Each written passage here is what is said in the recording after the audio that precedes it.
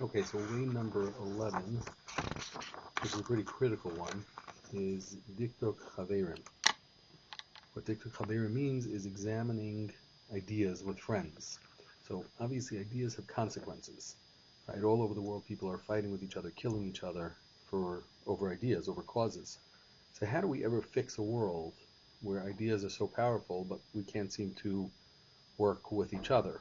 So instead of being entrenched, right, having an attitude that says I and only I have the 100% unadulterated truth, you have to learn to sit down and reason together, right? So Diktuk Chaverim is the process of thoroughly examining ideas with friends.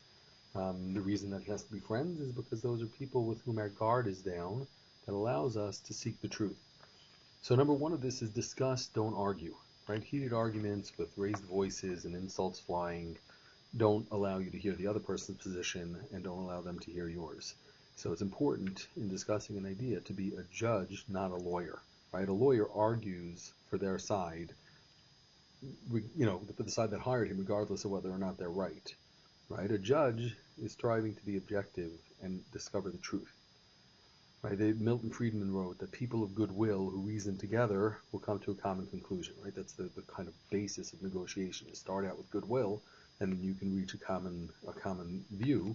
Right? The idea being, go into every discussion, every quote unquote argument, saying to yourself that if he's right, I will back down, or I will at least admit that he's right. Okay, when things do get heated, number two of this is take a break, or stick to the issues, right? Don't allow it to move into the personal realm and for the attacks to begin. And, you know, if it does get antagonistic, then say to each other, we both want to know the truth. We both think we have compelling arguments. Let's compare this calmly and reasonably. Number three of this is to recognize that Torah study has been done this way for thousands of years, right? That's the idea behind a chavrusa, right? Rabbi Yochanan, famously one of the great sages of the Gemara, of the Talmud, and his partner Reish Lakish learned together for decades, right? And Rabbi Yochanan was inconsolable when Reish Lakish died, and his students said to him, "We'll find you a new study. We'll bring you the most brilliant scholar that there is in town." And at the end of the day, when they brought him someone new, right, he was very disappointed because he said, this person, when I say over something, he finds me a proof to my way of seeing things. Right? When I studied with Reish Lakish, he always pushed back and said, you're wrong. Right? And that's what Gemara says famously, O chavrusa o misusa. Either give me liberty or give me death, give me a study partner or give me death. Having the ability to clarify my ideas through the crucible of someone who is going to disagree with me is really important. Okay, so now we have to define a very important term. What is friend? Right? Diktuk Chaverim means to examine ideas of friends. How do you define what a friend is? So most of the friends that we make in life are actually due to circumstances beyond our control, says Ramah. We're in a school, we're in a college, we live in a neighborhood, and all of a sudden the people that are there become our friends. Right? Now, if your interests change or your location change, they really stay your friends?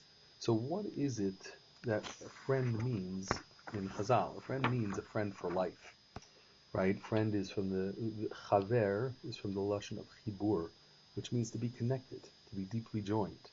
So you have to ask yourself, what are your criteria for choosing a friend? So you all in my family know this. Those who don't will know that my family can share that I've said this story, this idea over probably many hundreds of times by now. Rav Noach gives an amazing mashal from a medrash on what a friend is. So there's this, father who has a teenage son who's hanging out with the wrong crowd, and when he tries to get him to change, the son says, well, "But they're my friends." And the father goes, "They're not your friends." The son says, "Yeah, sure, they're my friends. Look how many friends I have. This guy and that guy, 20, 30 people," he says. So the father says, I don't think they're your friends. The son says, "How many friends do you have?" So the father says, "In my life, I've struggled to make, I think, a half a friend." The son goes, like, a half a friend. The father says, "Okay, so let's test the theory out." So he says to the son, "Tonight, you're going to go in the back, you're going to slaughter a goat, and you're going to take the head of the goat, and you're going to put it in a canvas burlap sack, and you're going to go knock on the door at midnight of every one of your friends, and you're going to tell them that you were in the barn, you got into a fight with the mayor's son, and you killed him, and here's his head in a burlap sack, and please hide me. Okay, the son says, yeah, let's go do it. That night, slaughters the goat, puts the head in a burlap sack, sack is dripping blood, goes to his friend's house. One after another gets rejected. They slam the door in his face. He comes back to his father, completely dejected. I don't know, what happened to him? So the son then thinks for a second. He goes, what about your friend? So the father says, yeah, you know what? Now it's 2 a.m. Here's what I'd like you to do. I'd like you to take the same burlap sack, which now is drenched with blood and dripping all over the place, and go to, Joe, who lives around the corner, and see what happens. So the son goes to Joe's house. He knocks on the door, and Joe opens the door, sees him there in the middle of the night, and Joe says to him, what are you doing here? So he gives him the same story. He killed the mayor's son, got into a fight in the bar. Here's his head, right? And Joe looks out the door, looks in both directions, turns to the kid. He says, I really shouldn't be doing this, but get in here. And he hides him. And the kid comes home to his father and he says, wow, what an amazing friend. So the father says to his son, I said he's a half a friend. So the son says, what are you talking about? He was willing to take me in. Nobody else would. He said, let me ask you, when you got to him, what exactly happened? Well, I knocked on the door. He opened the door, looked at me, he said, what are you doing here? I said, I killed the mayor's son. I have a head here, right? Did anything else happen? So he says, yeah, well, he leaned out, he looked both ways, and he said, I really shouldn't do this, but, says the father, that's a half a friend. That's a half a friend.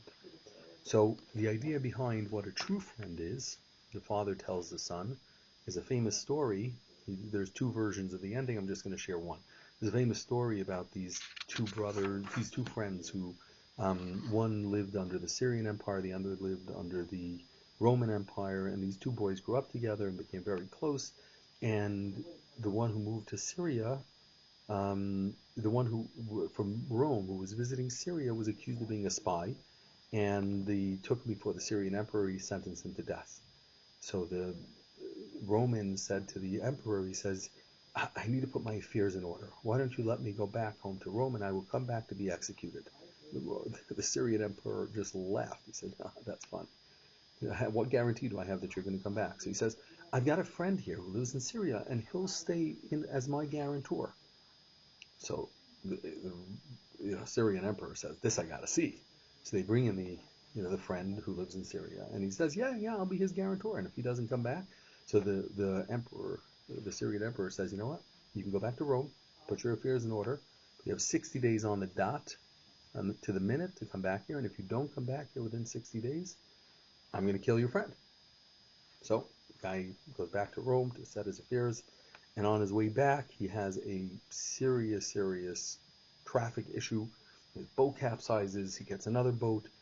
He's traveling as fast as he can back to Syria so that his friend doesn't get killed on his behalf.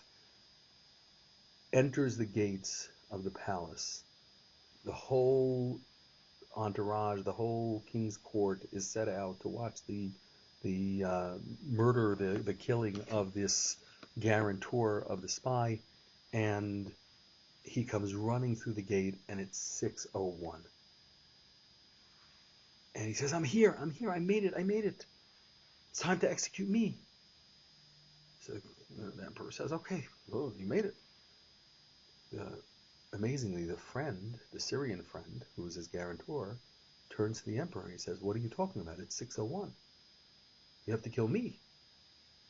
And the other friend from Rome says, what are you talking about? You only stood in my stead, but I'm back. I made it back. He says, no, you were late, and therefore you have to kill me.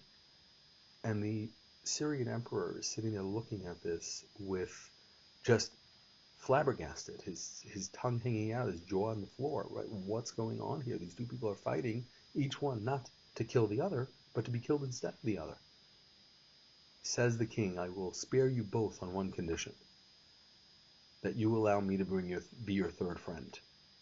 Right? So this is the idea that we have, the idea that what it means to love your neighbor as yourself, right? This idea of true friendship, that's complete friendship, that's complete loyalty, all the way up to and including death.